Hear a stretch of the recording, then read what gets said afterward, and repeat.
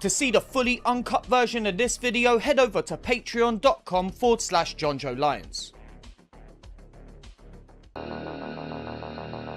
What's that like to live deliciously?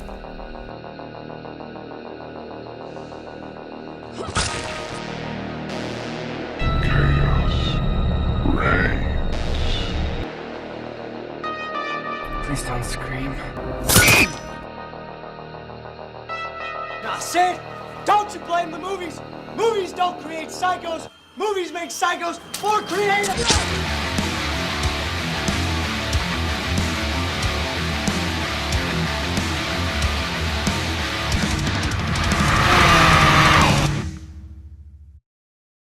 What's going on? My name is Jonjo Lyons, and today I'm here to present to you my review for Headless. Written by Nathan Erdell and Todd Rigney, and directed by Arthur Khalifa, Headless stars all of these lot. After unearthing the lost slasher film from 1978 in Found, the now grown-up skull-masked boy abducts and tortures helpless women. Now he needs one more victim. Will her blonde-haired head end up as the killer's latest trophy? What's happening, my favourite bunch of scumbags? It's that time again. Time to delve into another... well, I don't think we've really ever seen something like this before. Headless was originally a movie within the movie Found that was later crowdfunded into a feature film, and I gotta say, I'm pretty happy about that. This movie is bonkers from start to finish, featuring the most excessive gore I've ever seen, and it only seems to get worse as the story progresses. We also get a nice insight into the killer's past and what made him the monster he is today. Also, I must admit I'd never actually heard of this movie and was introduced to it by my girlfriend Cassidy, so yeah. Thanks for that, babe. Most of you normal people wouldn't exactly see this as the best date movie, but she does, and that makes me really happy. Is knowing the past enough to help us sympathize with this eye-eating head skull cowboy?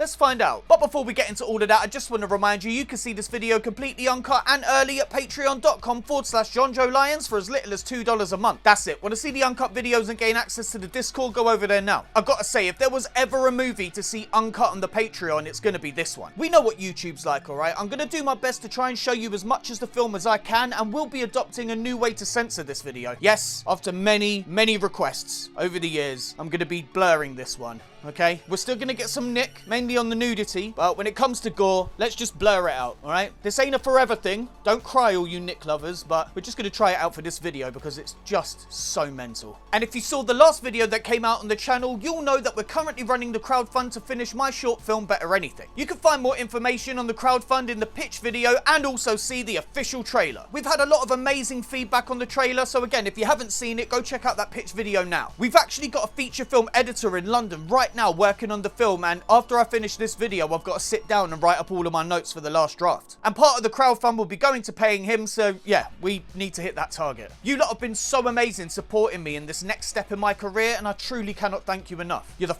best, alright? Don't ever let any other tell you otherwise. Any donations, big or small, will be massively appreciated. You can find the link for the pitch video and crowdfund in the pinned comment and description below. But anyway, I'm in the mood to be massively grossed out for the next 86 minutes, so let's not waste any more time. Get ready to see what eyeballs are made of. It's not what you think.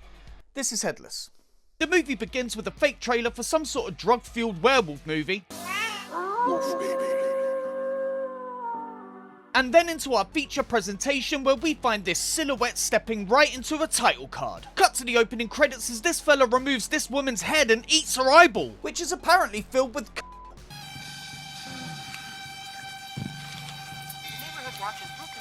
Who knew? He then has scream sex with the head before decapitating this woman and keeping up with his skincare routine. Finally, we see him being relieved by the head, then take a look around this house before getting a collection of what the f*** imagery. Cut to Nicolas Cage. Get it? Because the in a cage. F*** you. Who sees this skull boy pointing the way, so jumps out of his cage, grabs his tools and follows. The killer then steps outside and goes on a morning stroll. Cut to him in the car listening to the radio as next to him Skullboy chills. We then see this woman stumbling out of a club and passing these giggly quits on the way. She then makes her way down this alley and... Where the f*** are you going, love? I know you're drunk, but you're in a horror movie, for God's sake. Oh, she's chasing a cat to give it pets. Fair play. Sorry, I shouldn't have said anything. Jesus Christ! Cut to some time later as the woman wakes up in a rather difficult situation. What the hell, man? What the fuck? Who are you? Help me! Skullboy points, then rubs his hands together as the killer exposes the woman's breasticles and takes off her shoes. He then takes the machete and f***s her with it.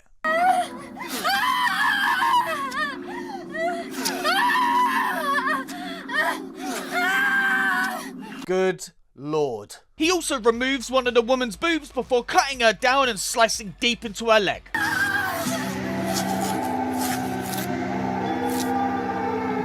He hacks off the second leg as the woman screams and presents them to her while laughing. The woman, who through all this trauma and blood loss is somehow still conscious, is then put out of her misery when the killer removes her head and gives it a little kissy.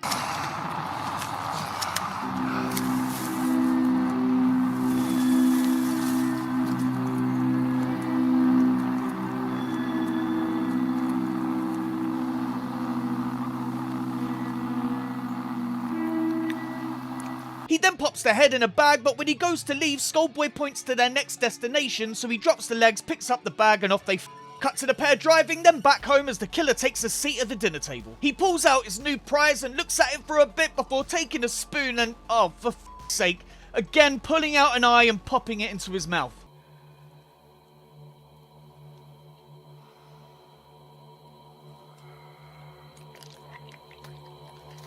The killer then fondles whatever the this is and lays it down, while in the real world he has sex with the severed head's neck hole.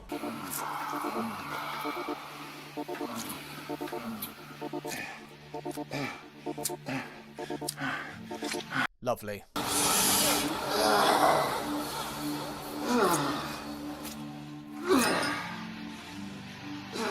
All done, he pops the spoogy new addition with his collection, then gets back in his cage when we're transported into the past. Here we see a young killer playing with a doll's severed head when his sister catches him. She immediately snitches to mum, so the killer is stuck in his cage. Ah, now it all makes sense. Maybe not all of it. The killer wakes from this nightmare as we cut outside to see him going for another little walk. He jumps in his car and has a bit of a scream.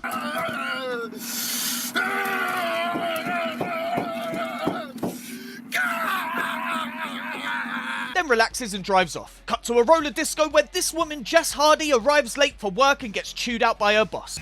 It's all take and no give. I think it's time for a little give. I'm not sure exactly what you mean. She then goes to her workstation, telling her colleague Betsy about the previous exchange. We then get this wonderful line of dialogue. Oh, please, Mr. Greasy Pig, please rest that belly on my ass and go to town on me for $2.65 an hour. I feel attacked. Jess then starts whinging on about her boyfriend Pete, saying he doesn't have a job because he wants to be a musician and is just stoned at home all the time. She says she wishes he'd try harder, but her friend is the voice of reason, saying his band sucks and she deserves better. That's all I need. You rock, you should know it. What? Cut to a cheeky little work montage and then to the end of the shift as the girls discuss going to see Pete's band tomorrow night. They grab their things, say their goodbyes, and Jess gets in her car as the killer stares at Betsy from a distance. Jess leaves, and for some mental reason Betsy decides to check out the shadows before coming to her senses and getting the out of there. Cut to Betsy driving when she notices someone driving right up her ass. She speeds away as we cut to Skullboy pointing out a hitchhiker. The killer picks her up and she happily chats away to herself, not noticing the clear and present danger that she's in. She sparks up a zoot and continues to chat bollocks until the killer finally shuts her up.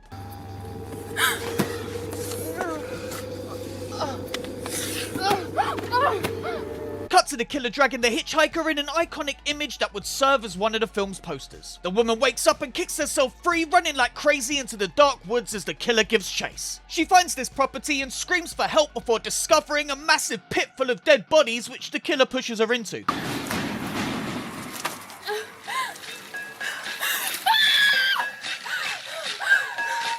The woman tries to get out, accidentally pushing her hand into this body, then clonks the killer with a severed leg before catching a chop to the arm. The killer then, of course, chops her head off and gives it the love pumps.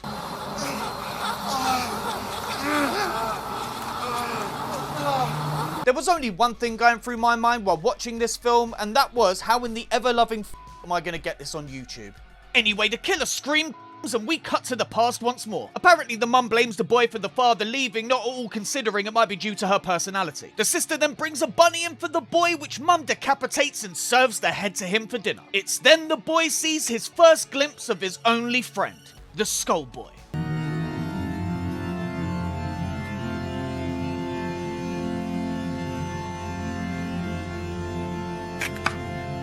Back in the present, the killer takes off his mask and has another scream when we cut to Jess's place. Here we meet Peter, who complains his girlfriend woke him up opening mail, and his pal Maggot wakes up on the sofa. Peter also needs to borrow her car but won't give her a lift to work for reasons. All you need to know is Peter's a f***ing kid and we can't wait for him to die in the worst possible way. Thanks, babe. You rock. That's why it pays to have a big Cut to Jess arriving at work where she bumps into Betsy and once again has a giant moan about her fella, almost exactly the same as the previous one. Cut to the killer and Skullboy pulling up and heading inside their lovely home. The killer goes upstairs and lays in bed as once again we're transported into the past. Here we see the killer is now older, as is his sister, because that's how time works. She says her brother looks thirsty, so offers him a drink, climbs up on the cage and pisses in his face.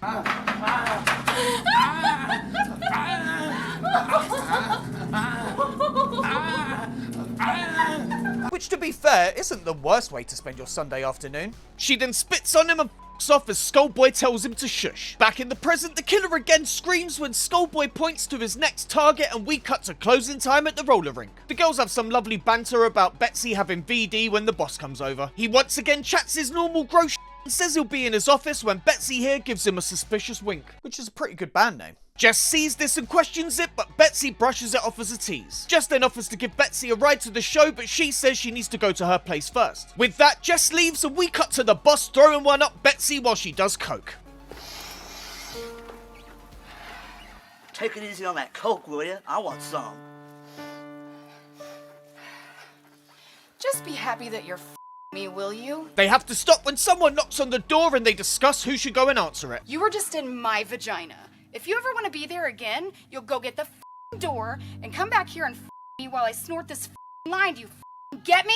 I love this girl. The boss goes to answer and tell this late night roller skate enthusiast they're closed, but is instead greeted with a machete. Betsy hears the boss scream and goes to investigate skating topless across the ring. Suddenly, the music and lights click on and Betsy starts to get visibly worried. She makes her way to the other end and discovers her boss, his insides on the outside.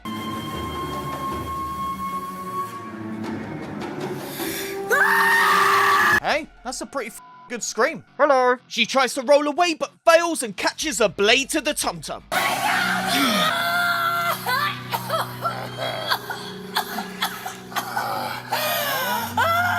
Cut to the killer walking through a forest of eyes. Okay. He then rips one of Betsy's eyes out and eats it before vomiting all over her. Finally, he moves to my favorite character's head and laughs.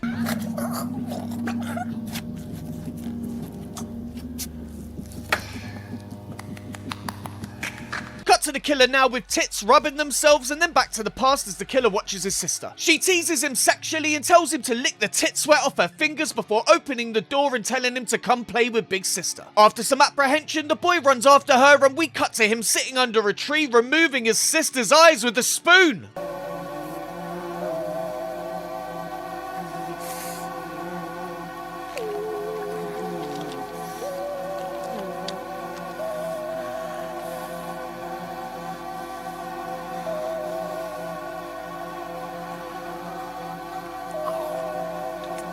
Which is awful, because I think the sister wanted him to f*** her. Didn't he get that? Well, he still can, I suppose, once he removes her head. This movie's weird, man.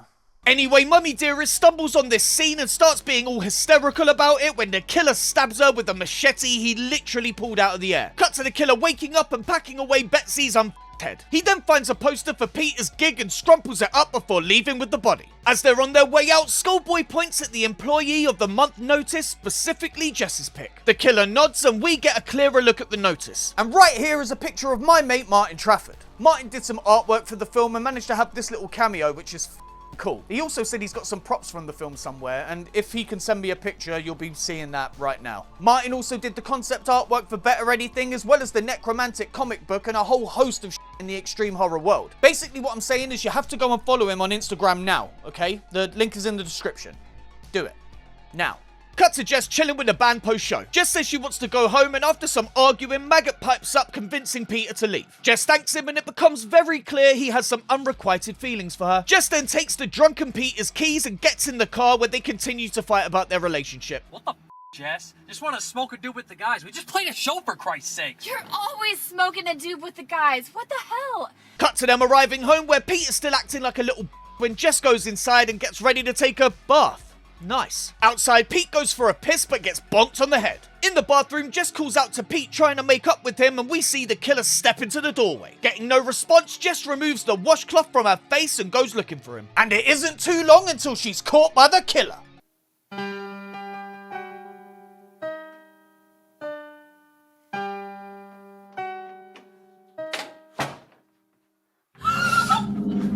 The killer dumps the now sleeping Jess in the truck bed, and we cut to her waking up in the killer's collection room.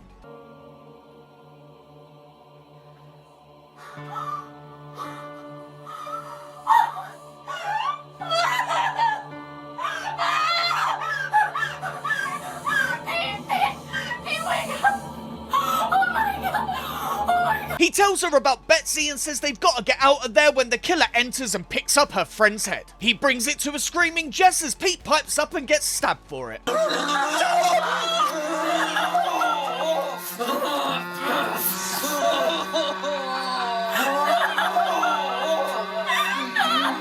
The killer then picks Jess up and forces her to cut her boyfriend down the middle. She tries to fight back but gets kicked to the ground when the killer chops off Pete's balls.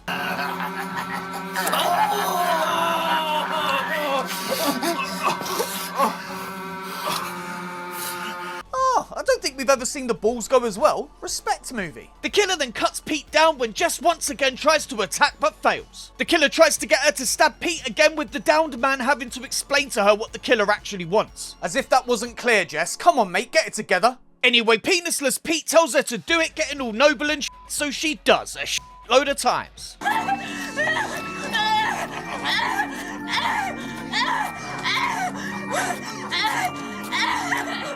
Cut to the past as the killer lays his mother down and licks her face, then back to Jess as she stands to face the killer. He nods out of the door, signaling her to leave, but fakes her out and dumps her back in the chair. Then as we see him decapitate his mother, he decapitates our final girl in skin-tearingly good fashion.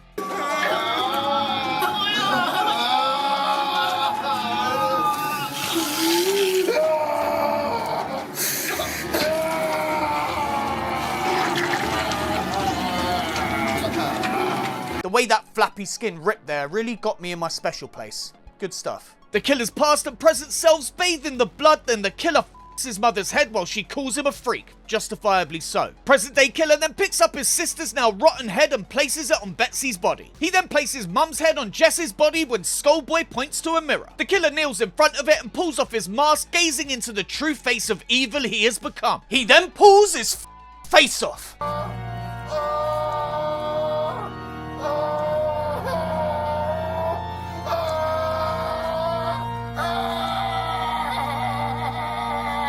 Kisses? The killer goes to the head of the table as mother and sister turn to him, and the killer becomes the angel of death or something. Now finally done for the day, the killer gets back in his cage and lays down to sleep as Skullboy locks the door. The boy then sits at the head of the table, almost toasting to these violent events, and the carnage finally ends.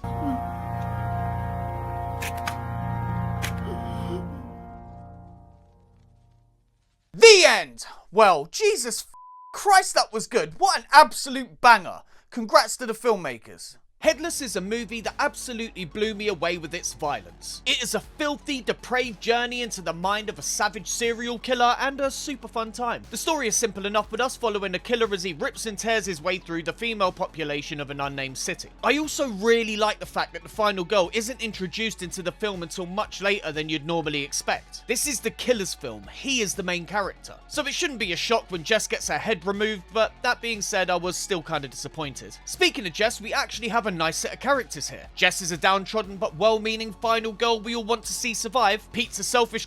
Betsy is the mouthy hot one who goes down fighting. The boss is suitably grotty. Mother and sister are real pieces of And finally, the killer is kinda sympathetic in a way, but mostly just a terrifying eye-eating nutcase. Also, while the performances aren't Oscar-worthy, they're a lot better than I'm used to on the channel and also fits the type of movie the filmmakers were trying to emulate. Onto the gore, and where do I even begin? Rather than listing off all the madness, I'll just say this is by far the goriest movie I think I've ever seen. So many moments have me cracking up in disbelief. This is what happens when your director has a history in special effects. Headless really sets the bar for on-screen violence, and it's my goal to one day surpass it. Regardless of whether or not the producers are a fan of that, I'll send this movie to Jeremy and see what he thinks. Production-wise, the film is just fine. Everything looks and sounds as it should, but that kind of leads me to one of my few problems with the movie. I wish it felt more like it was actually set in 1978. Obviously, the budget plays a part in that, and they do what they can, but I often forgot this was supposed to be a lost 70s slasher movie. Like, the picture looks too clear. They tried to make up for that with the film scratch overlay every so often, but that just isn't enough. Maybe adding a filter to make the camera quality look less HD would have helped? I don't know. It's a minor issue, as I did have a blast with this film, but if I'd really believed it was a 70s movie, it would have been a 10 out of 10 experience. In the end, Headless is a fantastic indie horror movie that pushes every boundary possible, has a serviceable story and likable characters. It's a film that shocked me, which is harder and harder to do these days, and because of that, it's one I'd highly recommend.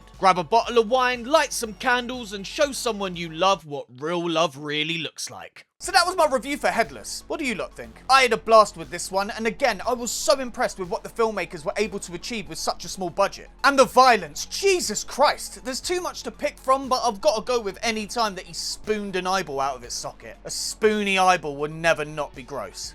Speaking of which, if you want to see the killer have multiple screaming orgasms completely uncut and early, head over to patreon.com/Jonjo Lyons. There you can find the uncut version of this review plus others with more stuff being added all the time. We got the uncut reviews, Patreon exclusive reviews, slasher comic breakdowns, and the Discord. And all that can be yours for as little as $2 a month. You can pledge more, I really appreciate it, as we need to finish my short film Better Anything. Again, link for the crowdfund in the pinned comment and description below, and don't forget to check out the pitch video for the official trailer. It's a banger. So that's it for another week. Like the video, leave a comment, and click subscribe if you haven't already. My name's Jonjo Lyons, and honestly, I've never been into golden showers, but having just seen this, Cassidy, I know what our Halloween costumes are gonna be.